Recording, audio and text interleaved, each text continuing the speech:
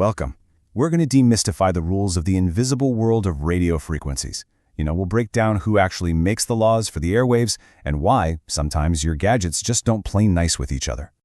So before we jump in, just a quick heads up. This is part 11 of a much larger tutorial. It's called Radio Frequency Interference Beyond Wi-Fi, and it's put together by RFI detectives.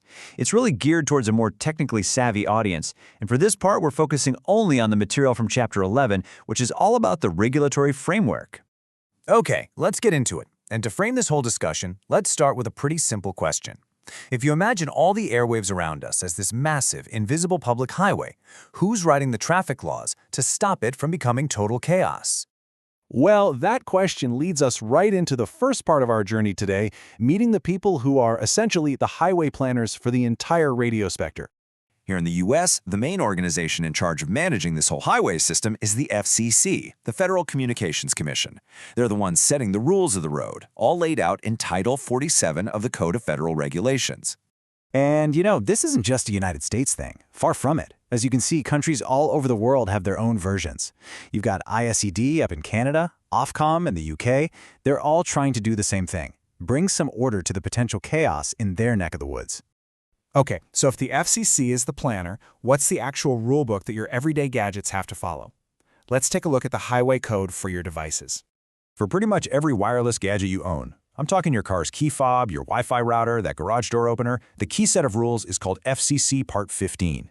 This is the specific part of the regulation that covers almost all of these unlicensed consumer wireless products. Now here's where it gets really interesting. Part 15 creates a very clear pecking order. You've got the big guys, licensed services like TV, radio, and public safety. They are protected from harmful interference. But then there are your devices, the unlicensed ones. And they must accept any interference they get. It's a totally one-sided deal. And hey, you don't have to take my word for it. This quote, pulled right from the regulations, spells it out perfectly. This is the absolute golden rule of the unlicensed world. You have to take what's thrown at you, and you are not allowed to bother the important licensed services. So it all comes down to this kind of bargain that your devices make. They get to operate without an expensive, complicated license. But the trade-off is they have to live by these 3 rules. First, they have to accept interference. Second, they can't cause harmful interference to licensed services. And third, that protection? Yeah, it's a one-way street. All right, now that we kind of get the rules of the road, let's see where your devices are actually allowed to drive on this big invisible highway. The best way to think about it is like city zoning. The licensed services, they get their own exclusive private lanes for all their important traffic. But our consumer gadgets, they're all crammed into these shared and often super crowded public roads, all trying to follow those Part 15 rules we just talked about. And if you want an example of the most congested public road of them all, one you are definitely familiar with, it's the 2.4 gigahertz ISM band. ISM just stands for Industrial, Scientific, and Medical. I mean, this slide just says it all, doesn't it? In this one little slice of spectrum, you've got your Wi-Fi, your Bluetooth, baby monitors, wireless cameras, even your microwave oven, all shouting at the same time. It's a constant electronic traffic jam, which is why interference isn't just a possibility, it's pretty much a guarantee.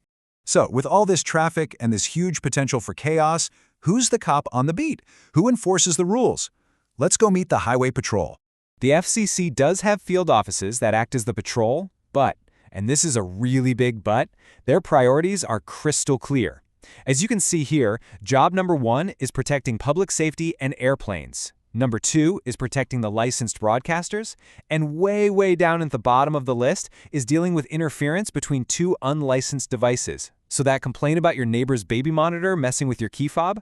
Yeah, that's their absolute lowest priority. And that kind of leaves us with this final thought to chew on.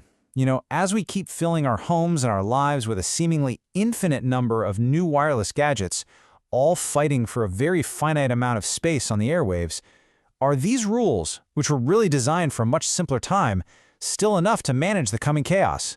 That's a question we should all probably be thinking about.